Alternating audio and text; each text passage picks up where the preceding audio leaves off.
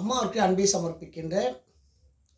ஆ இந்த உலகம் மகிழ்ச்சியாக இருக்கணும். ஆத்மாவுக்கு ஒன்றுமே கிடையாது.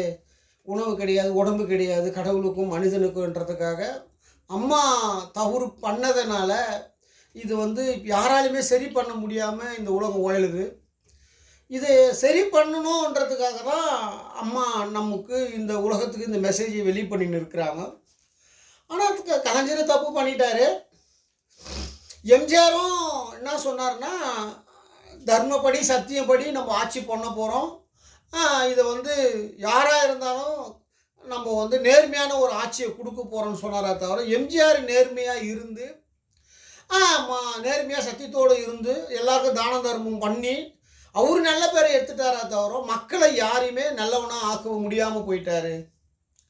ராமனும் இப்படி தான் அவன் நல்லவனாக வாழ்ந்துட்டு சீதாவை சித்திரவேதை பண்ணிட்டு போயிட்டான்.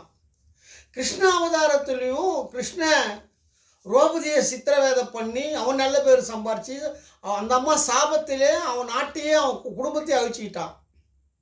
இன்னைக்கு அந்த நிலைமை தான் நம்ம தமிழ்நாட்டில் நடக்குது. அப்போது இன்னைக்கு வரைக்கும் நம்ம சுதந்திரம் வாழ்ந்த பிரதமர்கள் எல்லோருமே அவங்க முக்கால்வாசி பேர் பணம் குற்றம், பெண் குற்றம், சொத்துக்கள் அதிகமாக சேர்த்து வச்ச லிஸ்ட்டில் யாராவது ஒரே ஒரு ஆளை காமிங்க. நம்ம இந்தியாவில் இந்திரா காங்கிரஸ் மட்டும்தான் கோர்ட் உள்ள போயிருக்கு. அப்படின்னா நிரூபிக்க முடியல. ஏன்னா இது அந்த பதவி என்றது என்னன்னு கேட்டீங்கன்னா, பிரதமர் பதவி என்றது ஒரு தாய்க்கு சமமான ஒரு பதவி.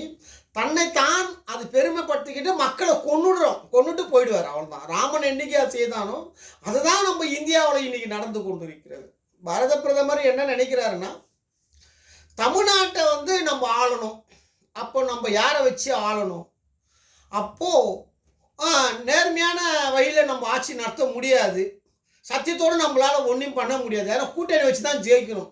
அப்போது ஒரு பெரிய ஒரு கூட்டணி யாருன்னு கேட்டால் அதிமுக வச்சு தான் நம்ம பிஜேபி நம்ம தமிழ்நாட்டை பிடிக்கணும்னு நினைக்குது. அப்போது எடப்பாடி என்ன பண்ணுறாருன்னா, அவருக்கு வழி தெரியல, வேறு வழியே கிடையாது. பிஜேபி கூட நம்ம போனால் தான் நம்ம கட்சியை காப்பாற்றிக்க முடியும், நம்ம எதிர்காலத்தை காப்பாற்றிக்க முடியும். நம்ம ஒரு டம்மி பீஸாக இருக்கிறோம், நம்ம எதுவுமே பயன் இல்லாமல் இருக்கிறோம். மக்கள் நம்மளை நிராகரிச்சுக்கினே வராங்க. மத்திய அரசாங்கம் கையில் வச்சு தான் நம்ம தமிழ்நாட்டை பிடிக்கணும் அவரு. ஆனால் பிஜேபி என்ன நினைக்குதுன்னா, நம்ம இவரை வச்சு தான் நம்ம ஆட்சி பண்ணணும், நம்ம தான் பிஜேபி தான் நம்ம இடத்துக்கு வரணும்னு நினைக்குது. இதுக்கு ஏன் சொல்ல வரேன்டானா, நம்ம தமிழ்நாட்டுடைய நிலைமை தவறு பண்ணுறதுக்கு தான் ஒரு மனுஷன் இருக்கிறானே தவிர அதை காப்பாற்றி சத்தியத்தையும் தர்மத்தோடையும் நம்ம நாட்டு மக்களை காப்பாற்றணும்னு எண்ணம் வராமல் வாழ்ந்து கொண்டு இருக்கிறான். ஒவ்வொரு சாமி பேரை சொல்லின்றதான் இந்த முருகன் கும்பிட்றவன், சிவகுமார் கும்பிட்றவன்லாம் வாயையெல்லாம் தர்மப்படி என்னன்னு கேட்டீங்கன்னா, தமிழ் கலாச்சார சட்டப்படி அவன் பணம் வச்சுருக்கக்கூடாது. இந்து தர்மத்தை பற்றி பேசுகிறவன் பணம் வைத்திருக்கக்கூடாது. ரெண்டாவது அவன் கணக்கு காமிக்கணும். இந்தியா கவர்மெண்ட்டுக்கு நான் இவ்வளோ சொத்து வச்சுருக்கிறேன், வருஷம் நான் இவ்வளோ சொத்துக்கு மேலே சம்பாதிக்கலை, நான் இந்து சட்டத்தோட தர்மத்தோடு வாழறேன், எனக்கு கொடுக்குற சம்பளத்தை வச்சு தான் என் குடும்பத்தை ரன் பண்ணுறேன், நான் மக்களுக்காக வாழணும்னு சொல்கிறான். ஆனால் பிஜேபியில் அப்படியே இருக்கிறான். மொத்த பேரும் பிரதமரை தவிர நம்ம தமிழ்நாட்டிலே ஏற்றுங்க எல்லா பிஜேபிக்காரனும் கொள்ளடிச்சு பயங்கரமாக வச்சுருக்கிறோம். சாதாரண ஆள் கூட கிடையாது. அப்போ நாட்டை எப்படி காப்பாற்ற போகிறோம்? அதுக்கு தான் நம்ம விஜய்க்கு சொல்கிறோம். ராம நல்லவனாக இருந்துட்டு போயிட்டான், விஜய் சிவ நல்லவனாக இருந்துட்டு போயிட்டான், எத்தனையோ மகான்க நல்லவனாக இருந்துட்டு போயிட்டான், 12 ஆள் வரணும் அப்படின்னா நாட்டை சத்தியத்தின் தர்மத்தையும் மக்களுக்கு அதை உணர்த்தி இப்படி தான் வாழணும்னு காலம் ஃபுல்லாக சொல்ல முடியாமல் போயிட்டானே. மனுஷன் ஒரு சாதாரண கிடையாது. மனிதன் கடவுளோட சக்தி பெற்றவனாக மாறிவிட்டு நாட்டையே அழிக்கிற நிலைமைக்கு பொதுமக்கள் போயிட்டான். அப்போ விஜய் நல்லவனாக இருந்து நம்ம நாட்டில் எப்படி சாதிக்க முடியும்னு கேட்குறேன். விஜய் நல்லவனாக இருக்கிறாரு, மொத்த பேரும் கெட்டவன். அப்போ நீ எப்படி இந்த நாட்டை காப்பாற்ற முடியும்? உன் ரசிகரை எப்படி காப்பாற்ற முடியும்? நீ கும்புற மத கடவுளை எப்படி காப்பாற்ற முடியும்? இந்து தர்ம கடவுளை உன்னால் எப்படி காப்பாற்ற முடியும்? எல்லாருக்குமே ஆபத்துடா விஜயாலன்னு சொல்கிறேன். ஒரே ஒரு சொல்கிறேன், அம்மா கூட்டணி வைக்கிறாங்க, அதுக்கப்புறமா ஜெயிக்கிறாங்க. ஒரு தனிப்பட்ட பெண்ணு தனியாக லாஸ்ட் நேரத்தில் தனியாக நின்று ஜெயிச்சு நம்ம எல்லாருமே ஆட விட்டு ஒரு நல்ல ஆட்சியை கொடுக்குறாங்க அந்த அம்மா. ஆனால் அன்னைக்கு ரோபதிக்கு கூட இருக்க சொல்ல நடந்த சதி, சீதாவுக்கு நடந்த சதி நடக்குது அங்கே. அந்த சதி கூட்டத்துக்கு கூட விஜய் சேர்ந்தாருன்னா நம்ம தமிழ்நாட்டுடைய நிலைமை என்ன ஆகும் பாடுறான்னு சொல்கிறேன். எவ்வளோ ஒரு மோசமான நிலைக்கு போகுன்றதை நீங்கள் தெரிஞ்சுக்க ஒவ்வொரு ரசிகருக்கும் சொல்கிறேன்.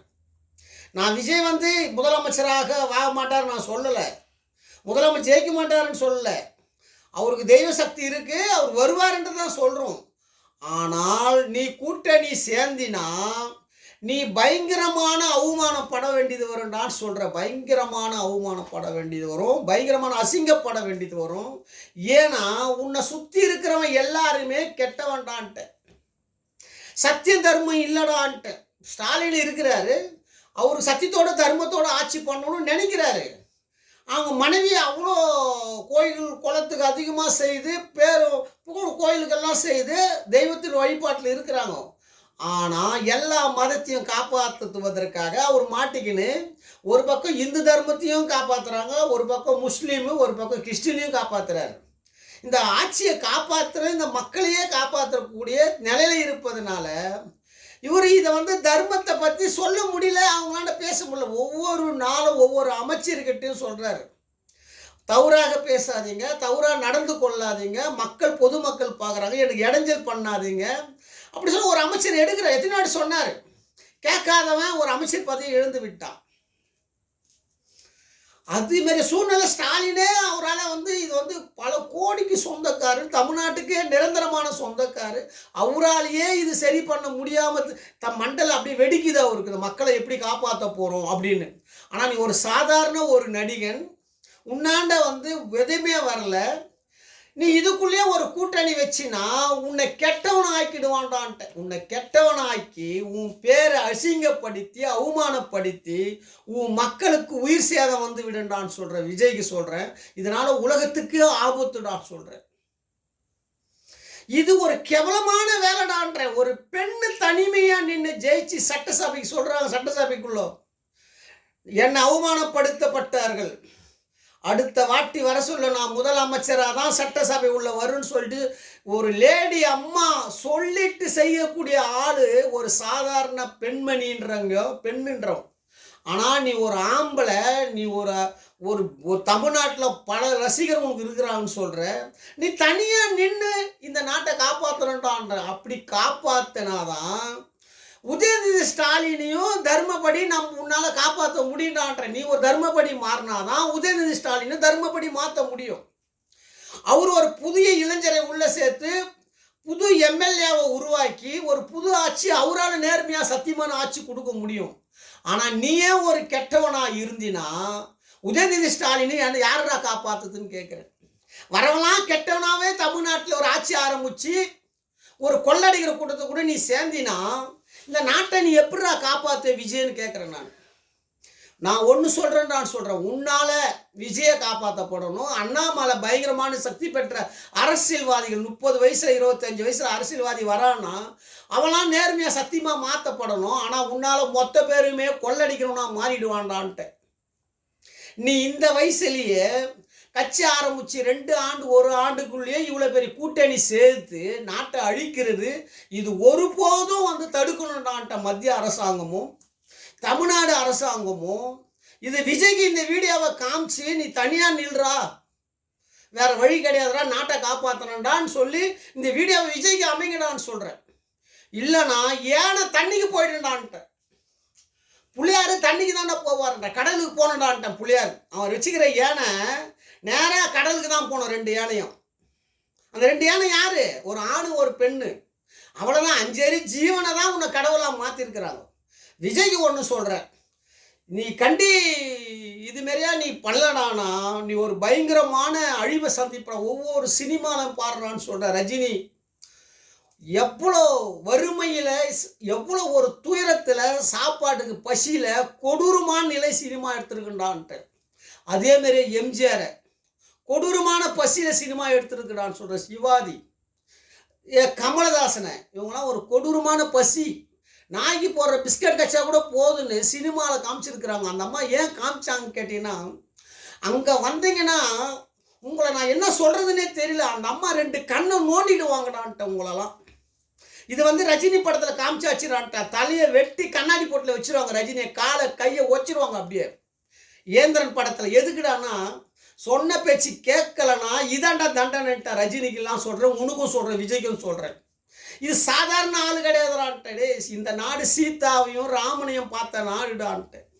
கிருஷ்ணனையும் பஞ்சபாண்டரையும் ரோபதியை பார்த்த நாடு. எத்தனையோ மன்னனை பார்த்த நாடு. மன்னெல்லாம் பயந்து நடுநடுங்கி சக்திக்கு பயந்து சொத்தை சம்பாதிக்காம கோயிலில் வச்சு நேர்மையை சத்தியத்தோட காப்பாற்றப்பட்ட நாடுடா. 600 வருஷம் மன்னன் வாழ்ந்த நாடுடான்ட்டு. நேற்று வந்த இந்த பசங்க பெரியா நேற்று வந்து பந்து ஆட வந்துட்டு நான் ஜெயிக்கணும்னு நினைக்கிறது வந்து பெரிய ஒரு குற்றன்றான்ட்டு. உங்களாம் வந்து பயங்கரமான ஒரு குற்றன்றான்ட்டு.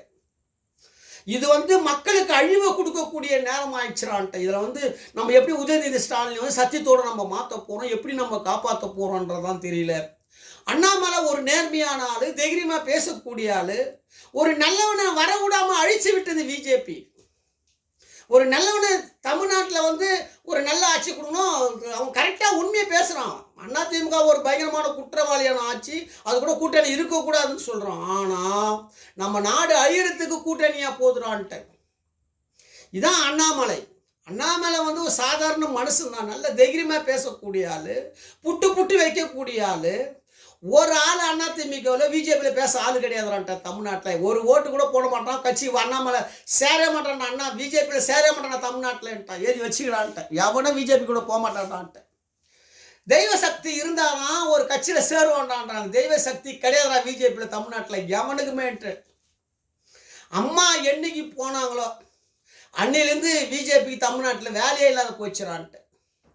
இதனால அழிவு தாண்டா அதிகமாக ஆகுதா தவிர, எப்போ நான் எத்தனான்னு சொல்லிட்டேன், அதிமுக பிஜேபி எப்போ சேர்ந்துதோ அன்னிலேருந்து நம்ம பிளேட்டுங்களாம் எரியிற அளவுக்கு ஒரு சூழ்நிலை உருவாயிடுச்சு போடுறான்ட்டு. எவ்வளோ பெரிய அழிவுகள் தண்ணியில் உலக நாட்டில் நடக்குது போடுறான்ட்ட. பயங்கரமாக நடக்குதுடா உலக நாட்டுக்கிட்ட. இது வந்து அதிகரிக்கின்றான்ட்ட. இது வந்து பயங்கரமாக அதிகரிக்கும். இது வந்து இன்னும் நான் வந்து கோயிலை சக்தி கோயிலை மூடிட்டு நான் வெளியே வந்து ஓப்பன் பண்ணனா இன்னும் பயங்கரமான அழிவு இருக்குன்றான்ட்டு தமிழ்நாட்டுக்கு, இந்தியாவுக்கு, உலக நாட்டுக்கெல்லாம். இதில் வந்து மாற்றமே இருக்காதுடான்ட்டு.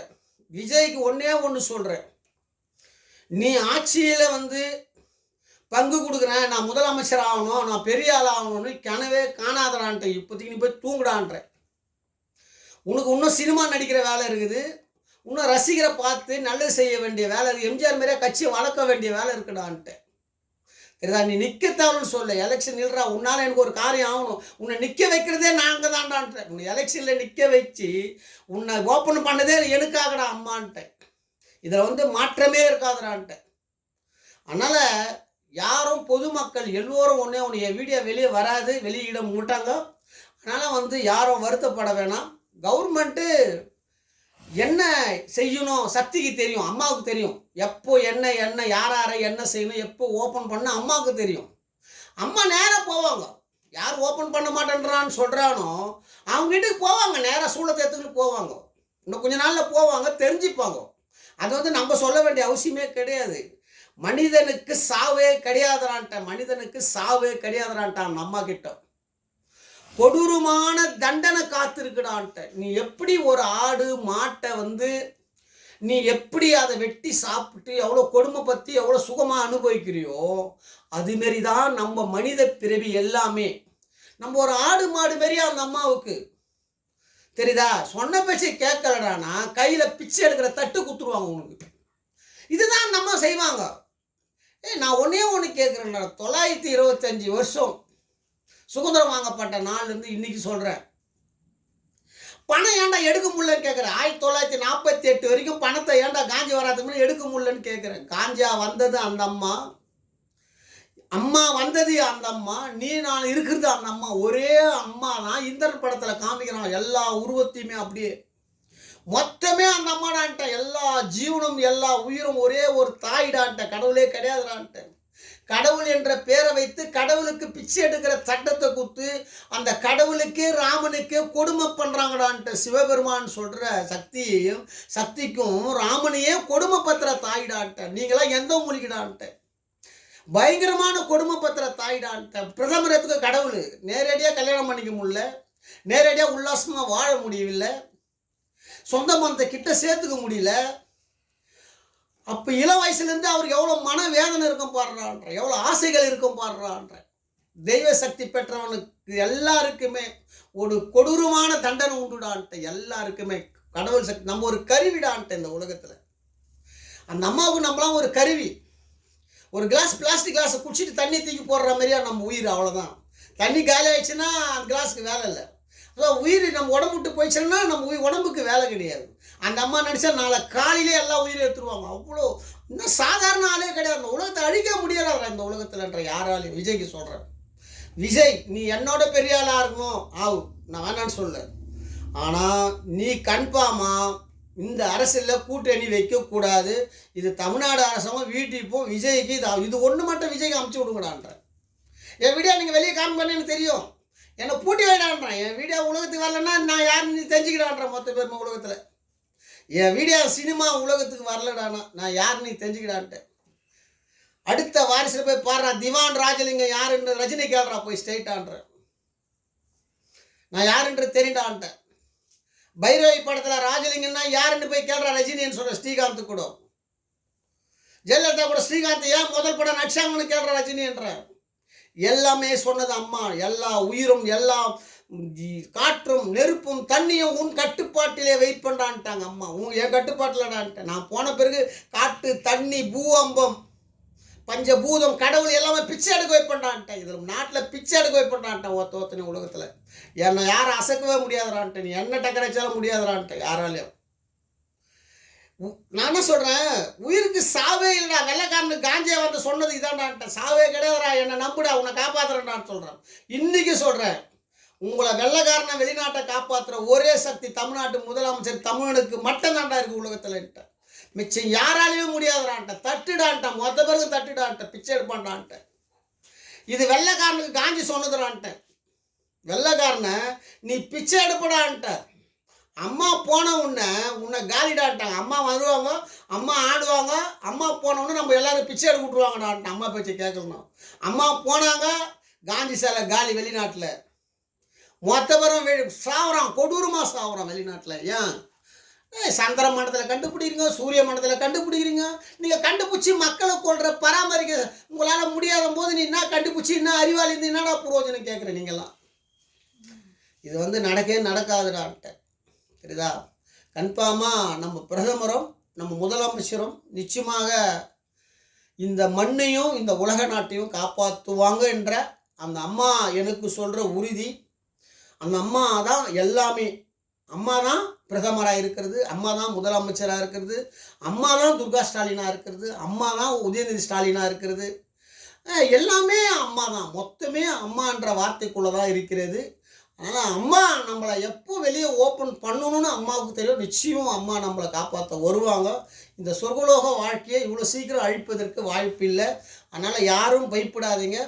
அதனால் அம்மா வருவாங்க என்பது தெரிவிக்கிறேன். அம்மாவுக்கும் இந்த அளவுக்கு என்னை வளர்க்கும் கவர்மெண்ட் பிரதமர் முதலமைச்சருக்கும் மனமானந்த நன்றி. சக்திக்கு என்னை வளர்த்திருக்கும் சக்திக்கு நன்றி. இன்றைய மாற்றம், இன்றைய சட்டம், நாளைக்கு மாற்றம். மக்களால் நான், மக்களுக்காக நான்.